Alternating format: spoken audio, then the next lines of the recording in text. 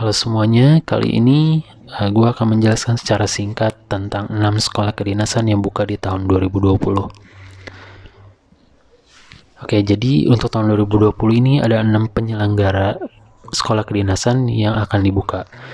Untuk listnya adalah, yang pertama ada Sekolah Tinggi Intelijen Negara, kemudian ada Politeknik Statistika atau STIS, kemudian ada Politeknik Siber dan Sandi Negara, kemudian ada Institut Pemerintahan Dalam Negeri atau IPDN, lalu ada Politeknik Imigrasi dan Poltekip, kemudian yang terakhir itu ada Pencatar dari Kemenhub.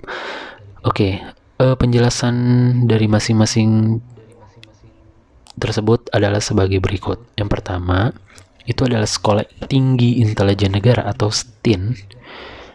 Penyelenggaranya adalah Badan Intelijen Negara atau BIN, kemudian lama studinya itu 4 tahun. Gelar pendidikannya itu adalah D4, Sarjana Sains Terapan atau STR. Lokasi pendidikannya itu di Sentul, Bogor, Jawa Barat. Untuk informasi lebih lanjut bisa buka ptb.stin.ac.id. Lalu untuk karirnya dia akan menjadi CPNS di Badan Intelijen Negara. Lalu yang kedua, ada Politeknik Statistika STIS.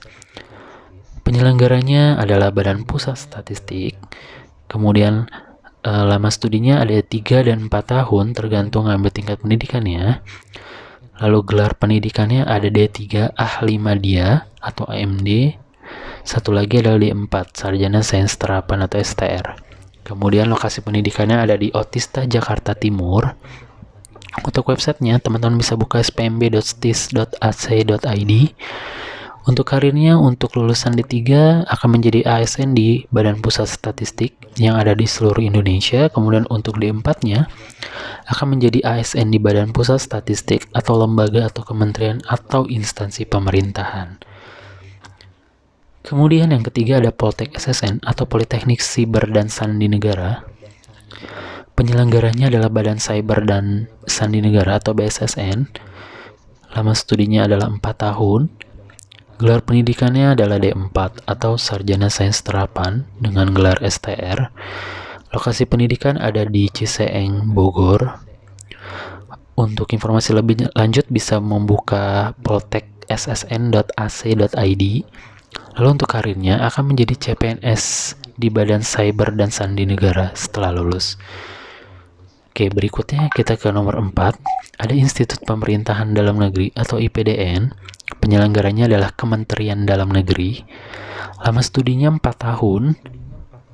Kemudian gelar pendidikannya setara dengan D4 atau Sarjana Sains Terapan dengan gelar STR. Kemudian lokasi pendidikannya ada di Sumedang, Jawa Barat. Websitenya teman-teman bisa buka di spcp.ipdn.ac.id/2020. Untuk karirnya dia akan menjadi CPNS di pemerintahan.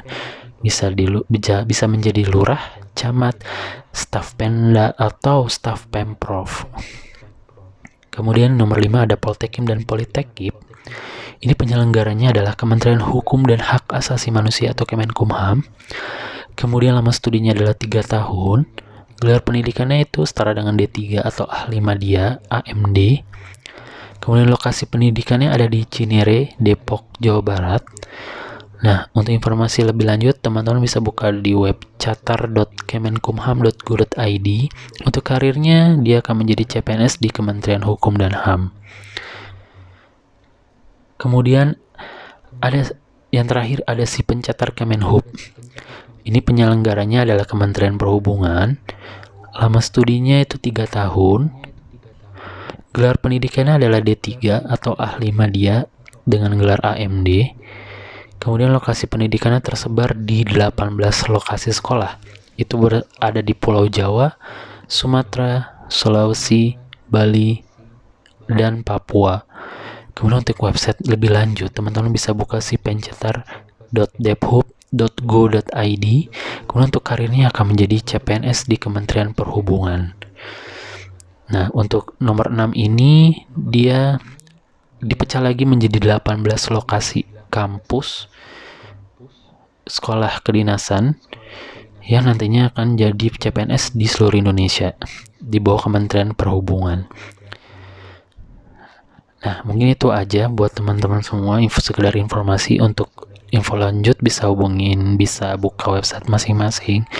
Kemudian ada saran sedikit aja buat teman-teman, jika ingin mengambil sekolah kedinasan bisa disesuaikan pertama dengan lokasi teman-teman berada. Kedua, bisa juga disarankan untuk mengambil di 4, karena nanti setelah lulus golongan CPNS-nya bisa lebih tinggi, yakni golongan 3A, dibandingkan dengan yang di 3 hanya 2C. Ketiga, sesuaikan dengan minat dan bakat teman-teman. Oke, terima kasih, semoga bermanfaat.